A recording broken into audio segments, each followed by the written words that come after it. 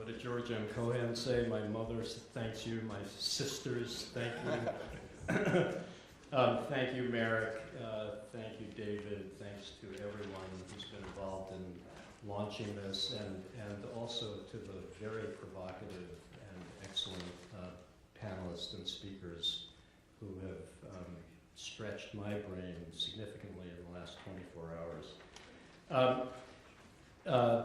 Being here calls back, at Sarah Lawrence in Yonkers, calls back many memories for me. My last time actually on the Sarah Lawrence campus, I was telling Merrick, was I was probably a sophomore in college, and my sister was in the master's program in the early childhood program, and was working at what was then, I think, called a nursery school. It was a wonderful program, and she invited me to come and play my guitar and sing with the 3- and 4-year-old kids. So I have this real soft spot for Sarah Lawrence. I'd be remiss if I didn't call to mind that this is the 50th anniversary of the very terrible, tragic murders of the 3 civil rights workers in Philadelphia, Mississippi in 1964. That event resonated for my family and friends as Mickey Schwerner, who was one of the 3 civil rights workers, lived down the road in my hometown of New Rochelle. And his mom was a math teacher at New Rochelle High School. One of her closest friends was a very good friend of my mother. And that person, Blanche Serwer, had a son who was best known for 2 things. One, he married a black woman named Jackie Days, and it became a scandal in New Rochelle, a supposedly liberal bastion in Westchester County. And Danny was also one of the first 4 or 5 young men to attend classes at Sarah Lawrence. He was a Haverford student, and his future wife graduated from Sarah Lawrence in 1967. And finally, my connection here goes back to my long involvement with the federal lawsuit, United States versus Yonkers Board of Education et al. There were many other parties to the case. It's now known as the Yonkers case. I had come to the Justice Department Civil Rights Division to follow my constitutional law professor, a former NAACP Legal Defense Fund lawyer named Drew Days, whom President Carter appointed to head the division as Assistant Attorney General. Drew Days was Jackie Days' brother, destined to become Solicitor General under President Clinton. So I'm going to speak first a little bit about the context for the Yonkers litigation, and then I'm going to segue, for reasons that will become evident, into a conversation more about K-12 education in urban districts, and some of the thoughts that I have about the relationship of the liberal arts and liberal arts institutions, and the needs of our K-12 districts and students. So for more than 20 years, school desegregation litigation was the legal centerpiece, not the only piece to be sure, but the centerpiece of the civil rights movement's efforts to secure equal opportunities for blacks in American society. Brown versus Board of Education, of course, was a watershed event in American history. Between the famous all-deliberate speed order of the second Brown decision in 1955 and the 4 major cases of Green versus County School Board, Alexander versus Holmes County Board of Education, which was a Mississippi case, Swan versus Charlotte Mecklenburg Board of Education, and Keys versus School District Number 1. All the afterburners of the NAACP Inc. Fund and the NAACP National Office, coupled with support from the United States Department of Justice's Civil Rights Division, were firing to break down dual systems of education, to move, it was said, from a system of black schools and white schools to just schools. Brown, it must be added, at least from the lawyer's perspective, was never about mixing black kids and white kids in the same classrooms for the sake of mixing, or even for the sake of having diversity. I was lucky enough to facilitate a panel discussion featuring some of the leading litigators of school desegregation cases in the 50s and 60s, including former federal judge Bob Carter, himself a member of Thurgood Marshall's litigation team in the Brown case. In the Brown cases, I'm sorry, it was a cluster of cases. And Judge Carter quietly told the packed house at the Brown Plus 40 conference that civil rights legal strategists spent hours arguing and plotting strategy to open the doors of opportunity in the most meaningful way for American blacks. Eventually, all agreed that that pathway led through public education. And the strategy to seek an end to segregated schools as the linchpin of the movement was based on a simple formula: green follows white. That is, if black kids are sitting in classrooms with white kids, they'll get access to the same opportunities, in school at least, as those white kids would be getting, because white families had the money and the power. Thus was born an all-points assault on segregated schooling in America. And one of Drew Days' first initiatives as Assistant Attorney General was to establish a task force to investigate racial discrimination in 4 northern states, school districts in 4 northern states: Connecticut, Pennsylvania, New Jersey, and New York. I was assigned to lead the New York investigations, and it was in that capacity that I became familiar with the racial landscape of Yonkers, New York. Our investigation was more thorough than I'd ever have the patience for again. I think I'm probably the only person on earth who has read every page of every minute of every school board meeting held by the Yonkers Board of Education from 1880 to 1980. On one of my earliest visits to Yonkers, I was told by the school district's chief counsel that segregation did exist here, but that I should look at where all the subsidized housing is located. I was given that message by others in the district, and so began my review of City Hall documents, planning board minutes, city council minutes, municipal housing authority minutes. Really exciting stuff. Not. But what we learned and what we were able to prove was that officials on both sides of the government structure, school district and city government, had acted in numerous ways to ensure that blacks and later Hispanics did not move in significant numbers or attend schools in more than minimal numbers beyond the borders of established black areas of Yonkers, the intact residential area of Runyon Heights, and the congested areas of West and especially Southwest Yonkers. Over the course of a protracted trial, we, along with the NAACP, who joined the case in the wake of the new Reagan administration's public pronouncement that they would review the 4 school cases that the Carter administration filed in early December of 1980, we were able to prove that the school district had gerrymandered attendance zone boundaries, manipulated principal and teacher assignments, cited schools, new schools, run special education and vocational education programs in racially discriminatory ways, and rejected a comprehensive superintendent's proposal to reorganize and consolidate schools for fiscal reasons in a way that would at the same time address the school's segregated conditions. And we had evidence that that was rejected for palpably discriminatory reasons. It was not an easy case to prove under a discriminatory intent standard, despite the length of Judge Sand's comprehensive order, which ran, if I remember right, about 600 pages. But the moment when Dominic Yanacone testified about the use of racial epithets that informed city councilors and school board members' votes to reject the superintendent's reorganization plan and usher him out of town on a rail is one of those air crackling in the silence moments I'll never forget.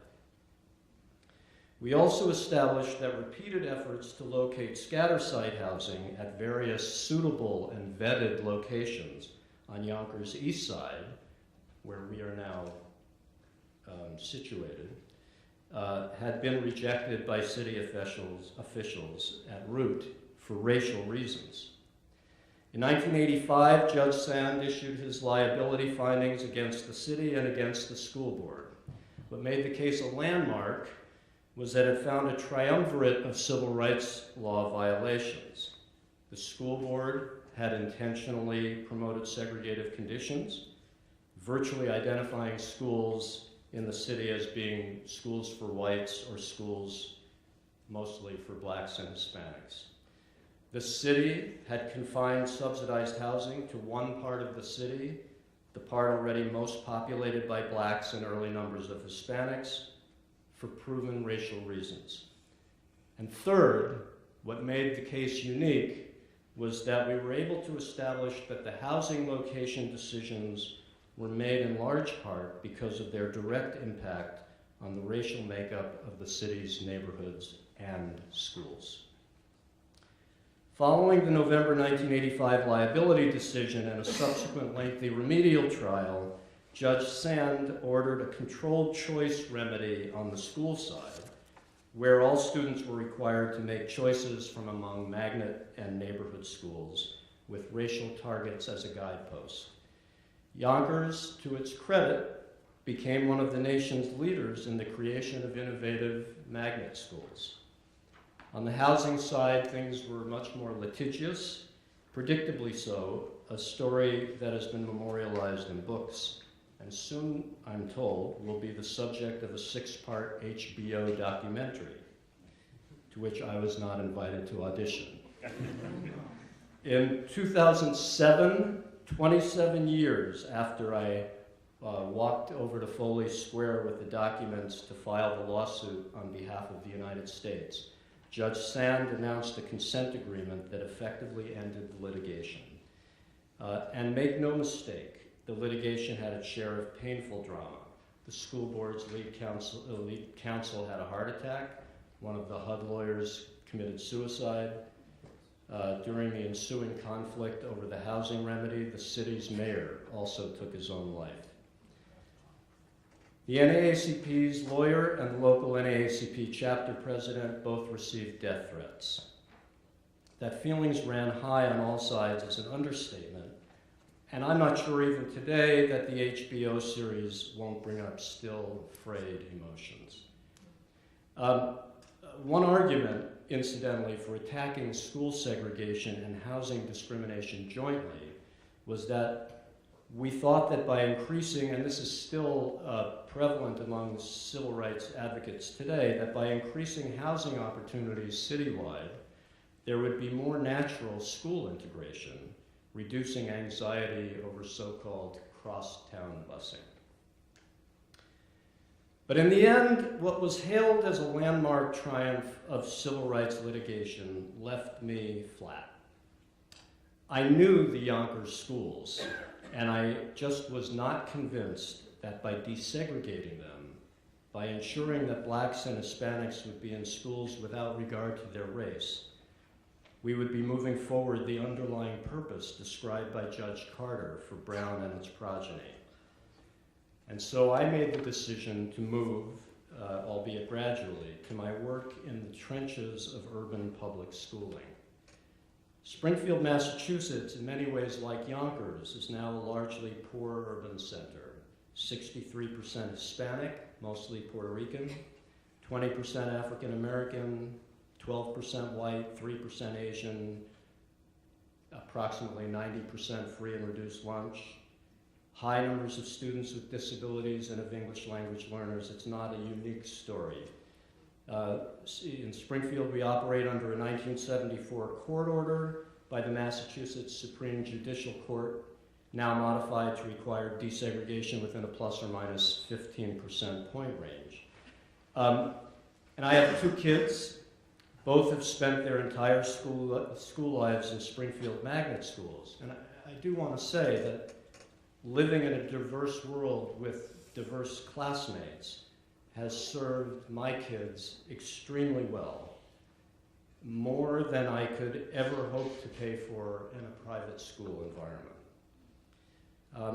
The Supreme Court, the reason that diversity you hear so much more now as a term in civil rights school cases is that the Supreme Court has basically taken out the option, with some exceptions, of school districts voluntarily using race as a basis for creating more diverse school settings for students. So the word diversity has taken on a more amorphous and at times class-driven character, not necessarily problematically so, but that's the reason that you're hearing that word so much in legal context. But still something remains off for me. We spent years, as I said, moving to not black schools and white schools, but just schools. But what we've not focused on to date in an organized way is what actually constitutes a just school. As Professor Carter recounted in her magnificent presentation yesterday, Black and Hispanic students from poor backgrounds continue to lag in standardized test score performance, an achievement gap that is an inevitable result of what she correctly described as a more profound opportunity gap. In my present professional world, the world of an urban K-12 district with lagging test scores, we drown in the mantras of data-driven school improvement plans or of the latest research-based silver bullets.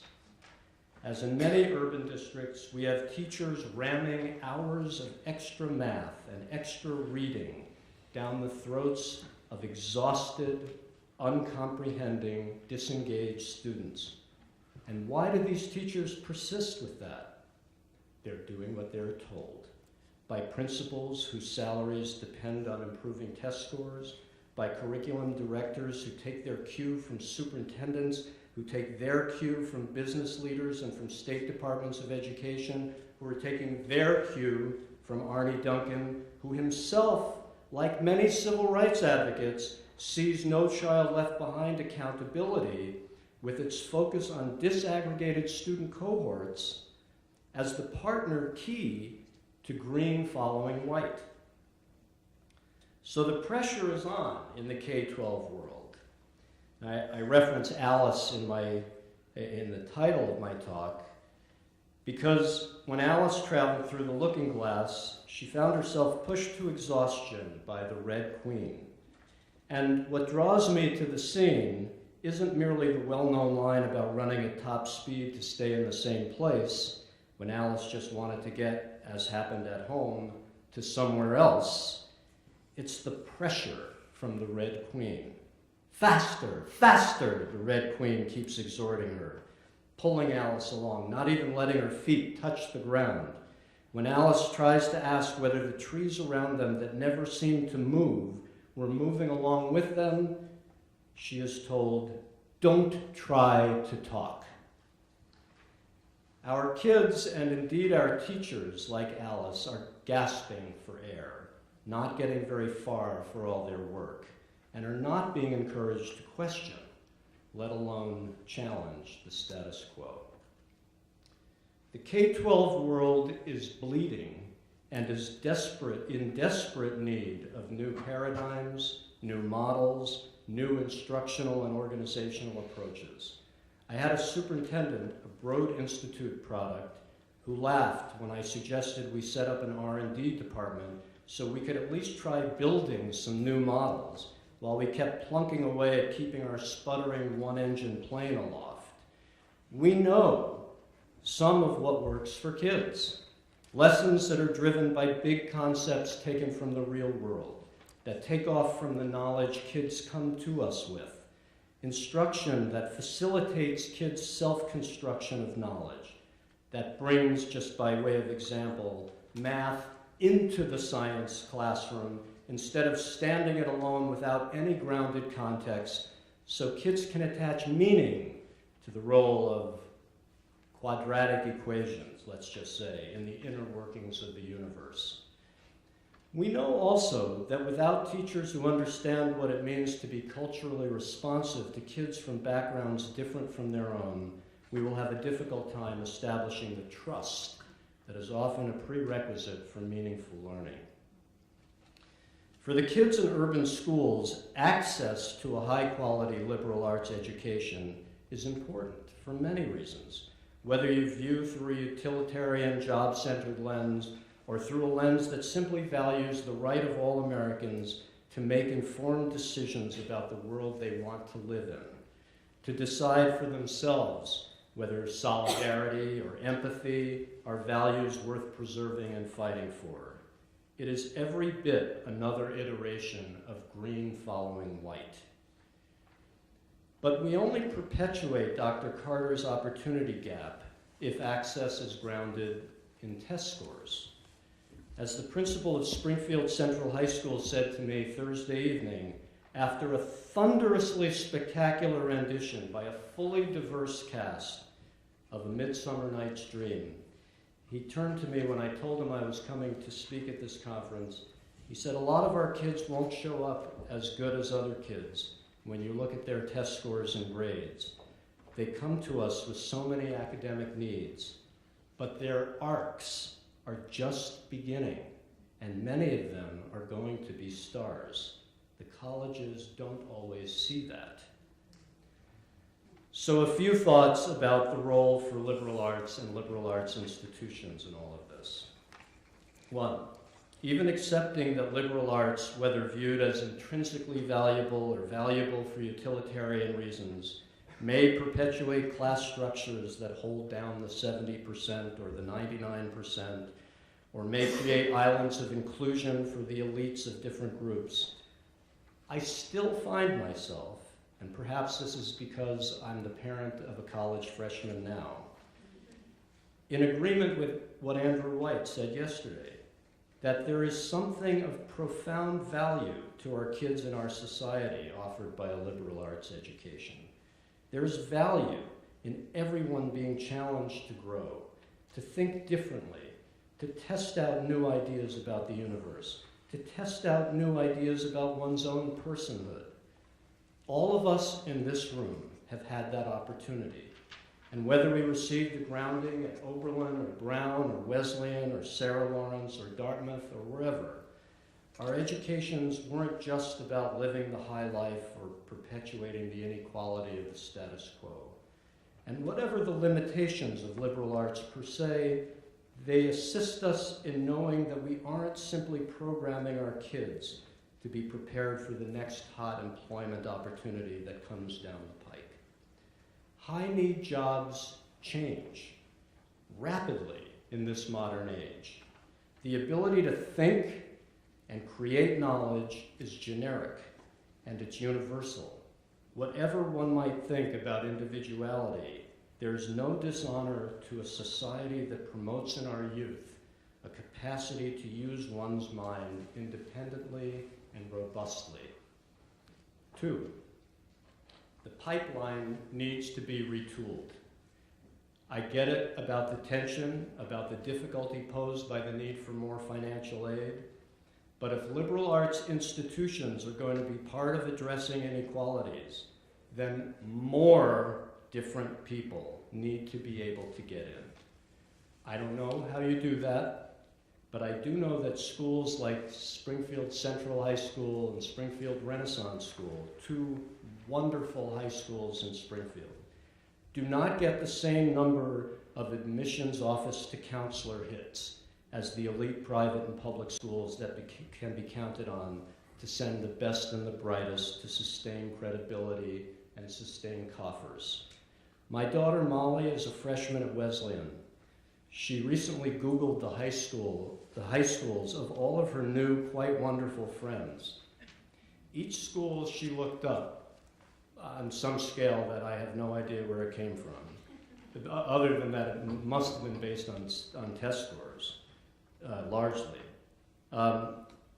Each of her friends went to a school, her new friends, went to a school that was ranked number 1 or number 2 or number 3 in their respective states. Central High School, number 178 in Massachusetts.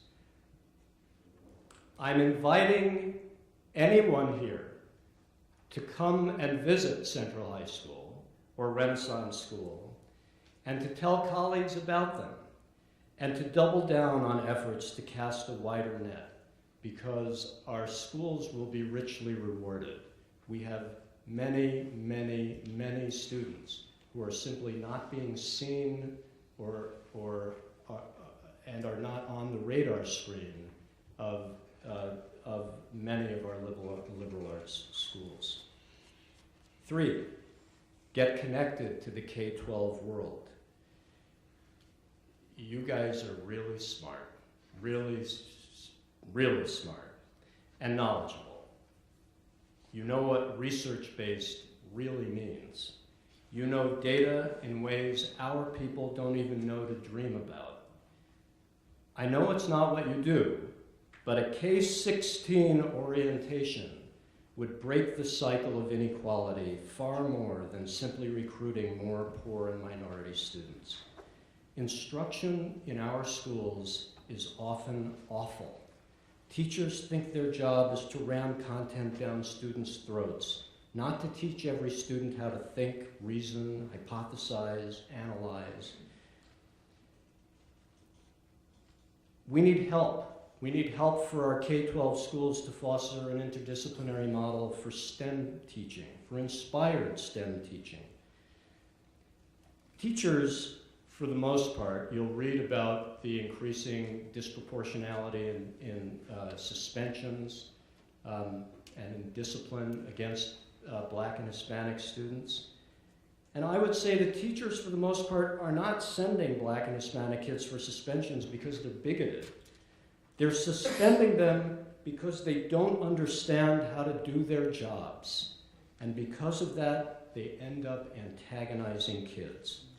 And for many of our kids, school is simply an alien place.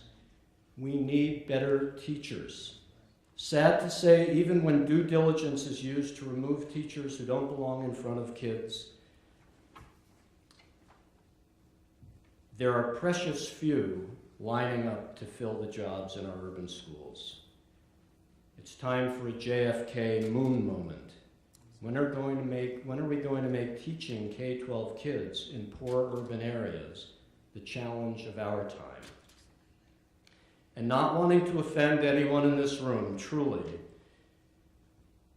you guys have to, and I'm talking now to the professors, the researchers, people who live the life in a liberal arts institution, you must figure out a way to find the words to bring K-12 folks to the conversation table.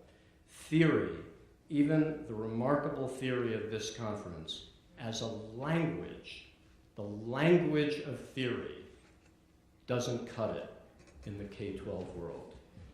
K-12 folks think you are all sitting in your ivory towers with no connection to the real world. If that is not true, and I believe it is not true, you're going to have to find new ways of conveying that message. And we need you to do that. Without a push from informed outsiders, the K-12 bureaucracy is unlikely ever to move. Quite simply, we need to do school differently. A whole school concept makeover. And that is going to take a substantial leveraged push from the outside.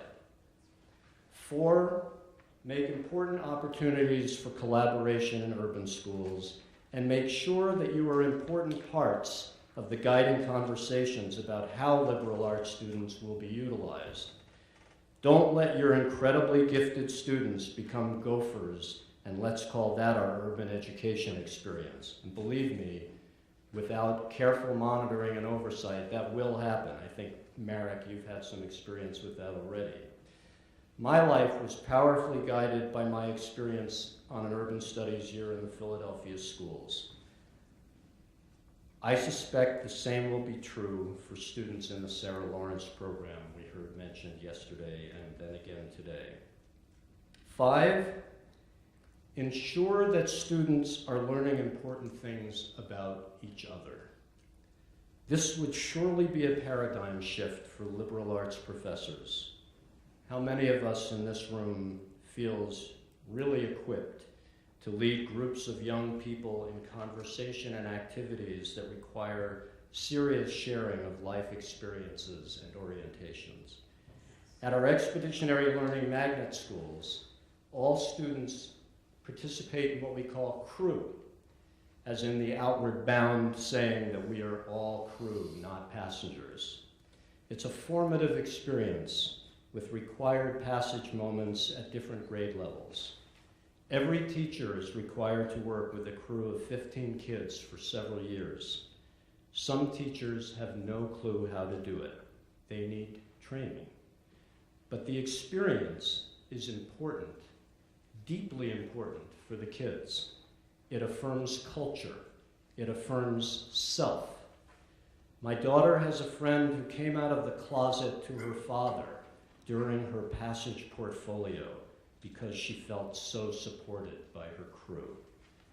I ran into her at Molly's graduation party last summer and asked how things were with Dad. And she said that moment in her passage was the turning point of her entire life. Yesterday, we heard about people who don't want to know. But if we accept that some of what perpetuates inequalities comes from not knowing, then it is up to us to find ways, when we have our kids in front of us, to help them to know more about each other. One interesting byproduct may be that it could help us to learn more about ourselves. Perhaps even advance the solidarity and empathy discussed yesterday and today. In doing so, dare I say, we may yet find the traction to get with our kids to somewhere else.